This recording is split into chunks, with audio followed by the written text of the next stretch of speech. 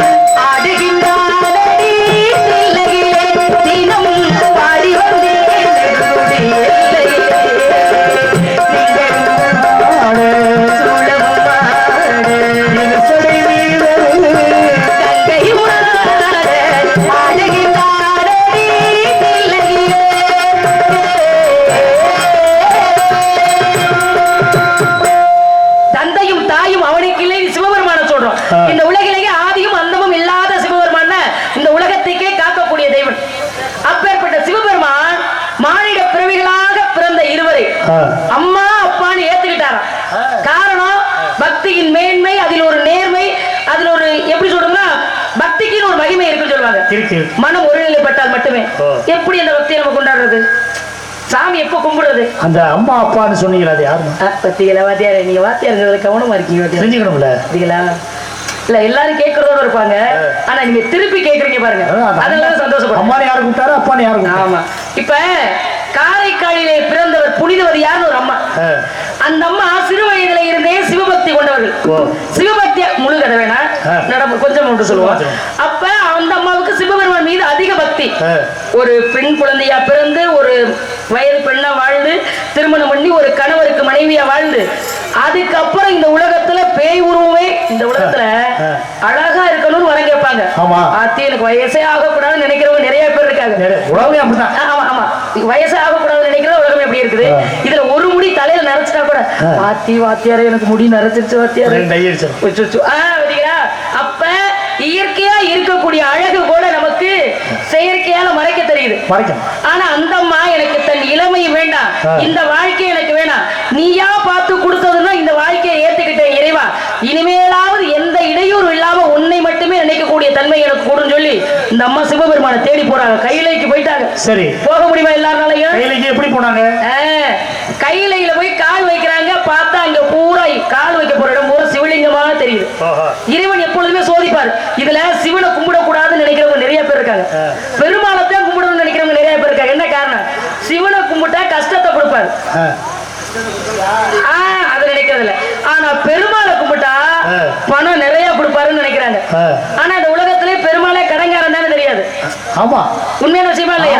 எல்லாம் இந்த உலகத்துல பணக்கார தெய்வம் திருப்பதியில இருக்க ஏழுமலையார் வெங்கடேஸ்வரன் சொல்றோம். ஆனா அவரு கல்யாணத்துக்கே அவர் கடன் வாங்கிட்டாரு. அந்த கடனை இன்னமே கட்ட முடியல.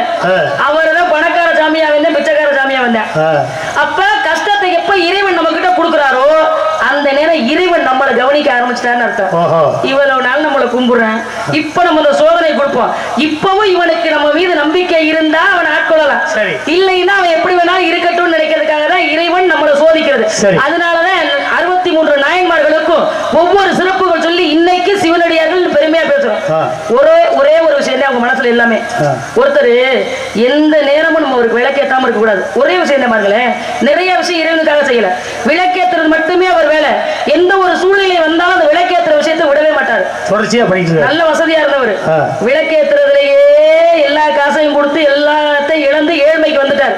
அந்த ஏழ்மைக்கு வந்த பிறகு கூட விளக்கேற்றாம இருக்க மாட்டேன்ட்டார். இறைவன் பார்த்தாரு, இந்த ஒரு சூழ்நிலை உனக்கு நான் கொடுத்தும் கூட எனக்கு செய்ய வேண்டிய கடமை நீ சரியா செய்யலன்னு சொல்லி இன்னைக்கு பெருமையா பேசுறோம்.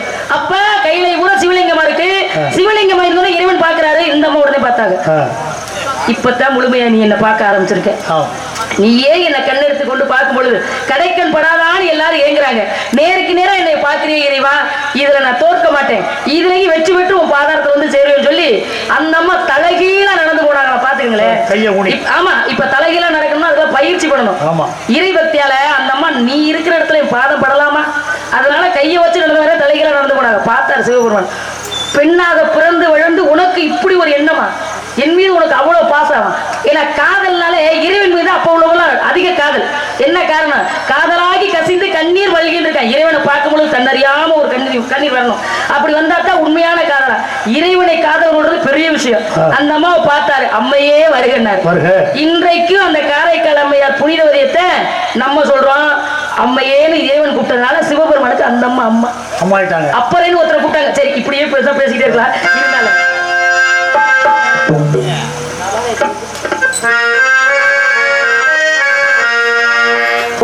வாராய தோழி வாராயோ, மணப்பனதை காண வாராயோ, வாராய தோழி வாராயோ, மணப்பனதை காண வாராயோ, மணமேடை தள்ளி மணவே காணும் திருநாளை காண வாராயோ, வாராய தோழி வாராயோ, மணப்பனதை காண வாராயோ.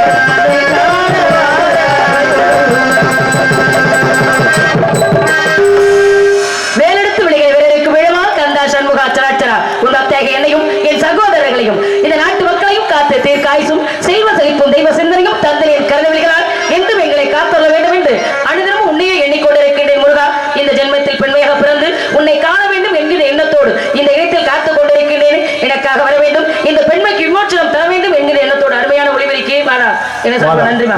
ஆமா இல்ல அங்க நல்லா இருந்தா தான் எல்லாருக்கும் தொழில் பண்ண ஆர்வம் இருக்கும். இல்ல விருந்துல சாப்பிடணும்னு போறோம், நம்ம சாப்பிடுற சாப்பாடு நமக்கு பிடிச்ச மாதிரி இருந்தா தான் கொஞ்சம் வாங்கி சாப்பிடுவோம். ஆமா சாப்பாடு நல்லா இல்லைன்னா அப்ப இது நல்லா இல்லைன்னா விடிய விடிய என்ன பண்ணுவோம், நாடகத்தை நாங்களே அவர் சொல்லிட்டாரு மைக்கு நல்லா இல்ல நாடகத்தை நாங்களே கெடுத்துருவீங்க. அங்க நல்லா இருந்தா தான் எல்லாம் நல்லா இருக்கும். அதனால என்ன சார்பாக நன்றி நன்றிகள் வணக்கம். அருளனே நான் ஒரு கனவு கண்டேன். அந்த கனவுல ஒரு மாப்பிள்ளை வந்தார். கனவுல மாப்பிள்ளையா? யாருக்குமா? எனக்கு. உங்களுக்கா? ஏன் கல்யாணம் பண்ணக்கூடாதா? பண்ணக்கூடாதுன்னு சொல்லல, அப்புறம் ஏன் அப்படி கேக்குறீங்க? கனவுல வந்ததுக்கே இவ்வளவு ஒரு மாதிரி அண்ணே உங்களுக்கு தெரியுது பலத்தால் ஆச்சேன்னு. இல்ல கனவுல வந்தவர் என்ன சொன்னார் தெரியுமா? என்னவா சொன்னாரு? ஐயோ காசு கொடுத்தவனே கிழிச்சு கூடாதுமா. இது மாதிரி நிறைய தச்சு வச்சிருக்கேன், ஒன்றும் பிரச்சனை இல்லை. அவர் வந்தவர் என் கனவுல வந்து என்ன சொன்னார்? வள்ளி நான் உன்னை காதலிக்கிறேன், நான் உன்னை கல்யாணம் பண்ணிக்க போறேன் நிஜமாவா அப்படின்னு ஒவ்வொரு நாளும் சொல்றாரு வாத்தியாரு. தினமும் வர்றாரா? பகல்ல வர்றாரா இரவுல வர்றாரா? அதெல்லாம் நேர காலமே இல்லைங்க, எல்லா நேரத்திலும் வர்றாரா? உட்காந்துருந்தாலும் வர்றாரு, தூங்குனாலும் வர்றாரு, நின்னாலும் வர்றாரு. இப்ப உங்கள்கிட்ட பேசிக்கிறதுக்கு அவரு ஞாபகமாவே இருக்கு. இதுக்கு என்ன அர்த்தமா இருக்கும்? இதுக்கு என்ன உங்களுக்கு காதல் வந்துருச்சுன்னு அர்த்தம்? ஐயோ இதுக்கு பேர் தான் காதலா? அதான் சாப்பிட முடியலையா, பசிச்சா படுத்தாலும் தூக்கம் வர மாட்டேங்குது. கொஞ்சமா சாப்பிட முடியல. என்னங்க பிடிக்கிறீங்க? சாப்பாட்டு அள்ளி கொண்டு போடாவா? சாப்பாட்டுலயே ஒரு முகம் தெரிஞ்சா நான் எப்படிதான் சாப்பிடுறது? சிரமமா இருக்குல்ல. அதெல்லாம் எப்படி வந்தாருங்க ஒதுக்கி வச்சுட்டு ஒதுக்கி எல்லாம் வைக்க முடியாதுங்க. ஏதா இருந்தாலும் சேர்த்து வைக்கலாமே தவிர ஒதுக்கி வைக்க வேண்டாம். நீங்க இப்ப எடுத்து சொல்றதுக்கு முன்னாடி கொஞ்சம் அப்படி ஓரமா இருங்கன்னு சொல்லிட்டு நீ எடுத்து சொல்ல.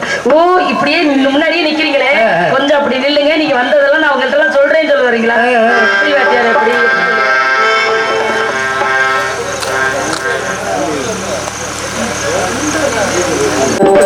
திங்களிலே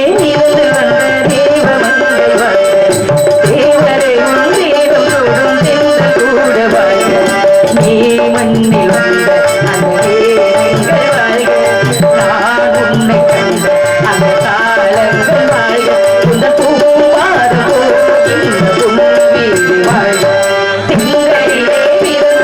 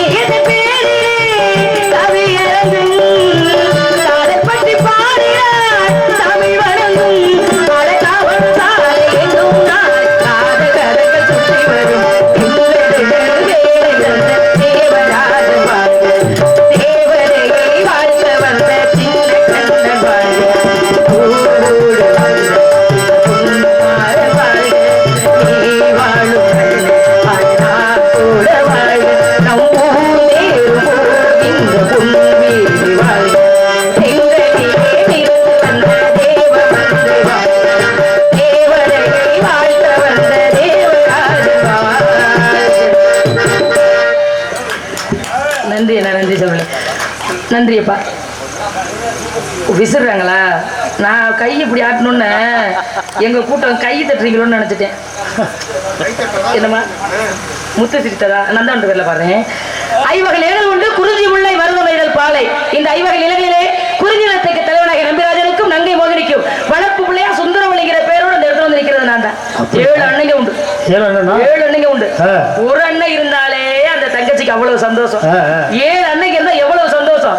எதுக்கு இந்த சந்தோஷம் தெரியுமா? நான் கல்யாணம் பண்ணிக்கிட்டு போனதுக்கு அப்புறம் எனக்கு ஒரு பொம்பளை பிள்ளை பிறந்தா 7 அன்னைகள் வந்து நின்னாங்கன்னா அந்த ஊருக்குள்ள எவ்வளவு கௌரவமா இருக்கும். தாங்காது. அதை நினைக்கையில ரொம்ப சந்தோஷமா தான் இருக்கும். ஆனா சின்ன பிள்ளையா இருக்கையில காதலிக்கிற நேரம் நான் சொல்லிக்கிட்டு இருக்கேன். 7 பேரும் சேர்ந்து இறுக்கி பிடிச்சாங்கன்னா என்ன ஆவே? நான் வெள்ளையம்மா வெள்ளச்சாமியில பேர் கொளுத்துனாலும் கொளுத்திடுவாங்க. ஆமா, உடனே அடிக்க வந்தாலே பயப்படுவான்.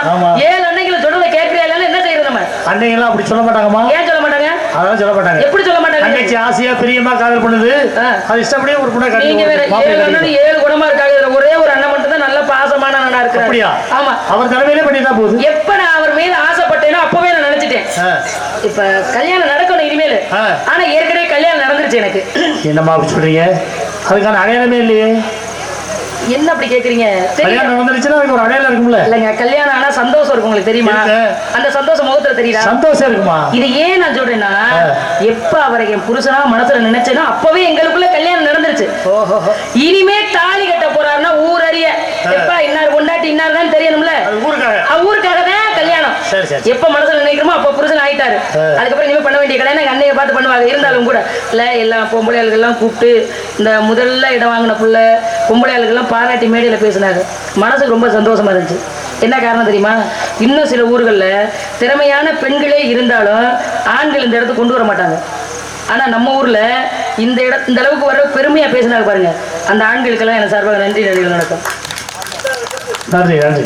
என் காதல ஒரு முறை சொல்லிட்டு தோழி பிள்ளைய பார்க்கலாங்கிற முடிவுக்கு நான் வந்துட்டேன்.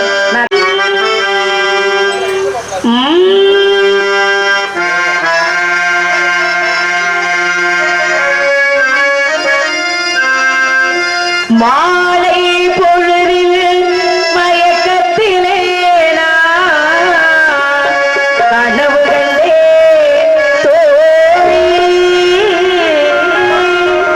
மனதில் இருந்தும் வார்த்தைகள் இல்லை காரணம் ஏன் தோழி காரணம் ஏன் தோழி மாலை பொழுதில்